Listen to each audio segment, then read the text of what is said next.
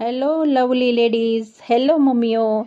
આજે તમને બજારમાંથી બટર બાળકોને દરરોજ ભાવતો હોય છે। તમને થતું હોય કે આપણે બહારથી લાવીએ, પણ ઘરે જો તમે શુદ્ધ ઘીમાંથી બટર કેવી રીતે બનાવવું એ કોઈ શીખવાડી દે તો આપણે ખૂબ ઓછી સામગ્રી જોઈશે। ઘરનું પીગાળેલું ઘી લઈશું, નખ જેટલી હળદર લઈશું અને પિંચ જેટલું આપણે નમક લઈશું।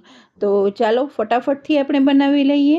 આ બે વસ્તુ મેં ઘી સાથે ઉમેરી દીધી છે અને સાથે એક જ વસ્તુ આપણે જોઈશે અને આપણા બધાના ફ્રીજમાં અવેલેબલ હોય છે, એ છે બરફ। આપણે બરફને આ ઘી સાથે કન્ટિન્યુ મિક્સ કરીને હલાવવાનું છે।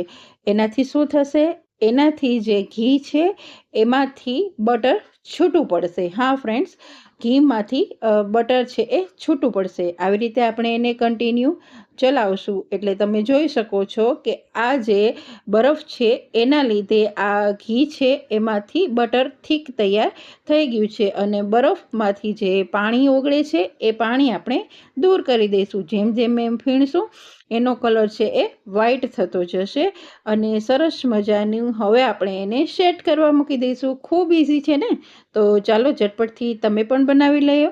અને હવે આપણે જે ક્લિંગ રેપ હોય કે પ્લાસ્ટિકનું કોઈ પણ રેપર હોય તમારી પાસે, એમાં આપણે પેક કરી દઈશું અને સરસ મજાના બોક્સમાં આપણે પેક કરીને એને ફ્રીજમાં મૂકી દઈશું અને થઈ ગયું તૈયાર આપણું સરસ મજાનું ઘરનું ચોખ્ખું હેલ્ધી બટર।